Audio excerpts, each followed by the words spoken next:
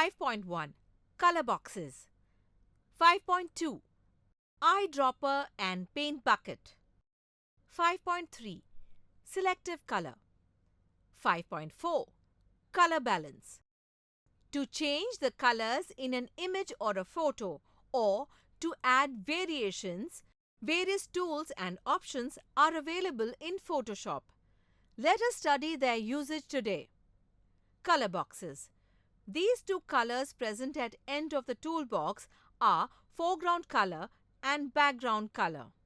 The topmost box is the foreground color.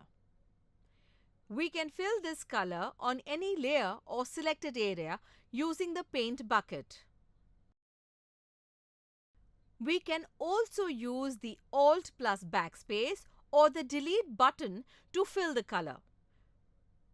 To fill the color in the background, Ctrl plus backspace or delete key, any of them can be used. To change the foreground or background color, click on the color. The Color Picker dialog box will be opened. Choose the desired color. If you want to switch the colors between the foreground and the background, then click on the Switch Foreground and Background Colors icon. If you would like to have the default color settings, then click on the default foreground and background colors. Eyedropper and Paint Bucket. If you want to pick a specific color from the image and fill it in another location, then use the Eyedropper tool to pick the color. When you pick any color from the image using the Eyedropper tool, it gets displayed on the foreground. If you need to fill this color anywhere else on the image or in a selected area, then the Paint Bucket tool is used. Colors Adjustment. If you want to make changes to a specific color, then choose the command Adjustment from the image menu. You can also do this by selecting the Selective Color command from the adjustment pane on the window. You will observe here that some sliders for the colors and some colors are displayed.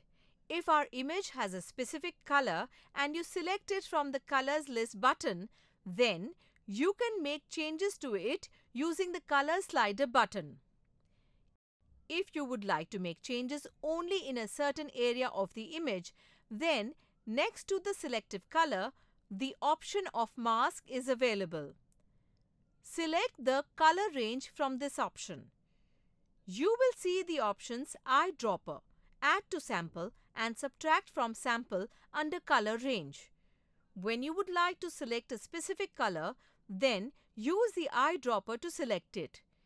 If you would like to make further selections, then select Add to Sample. Sometimes unwanted colors also get selected along with the colors that you were interested in. To remove the unwanted colors, make use of the option Subtract from Sample. Choose the option Select Color again and select the color from the colors list which matches the color from the sample.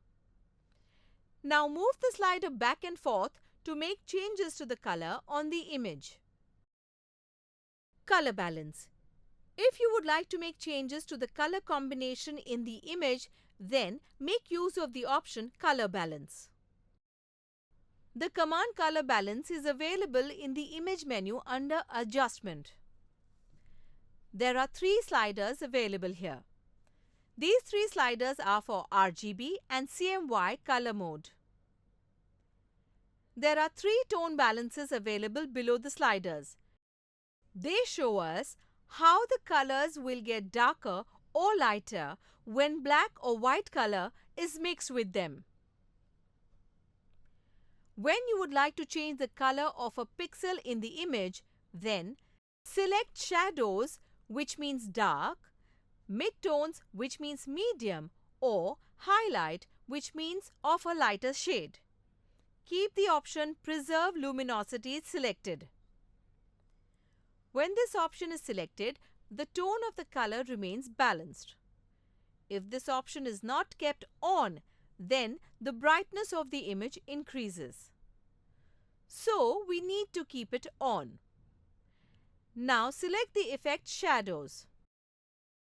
Observe how the image has turned into a darkened image.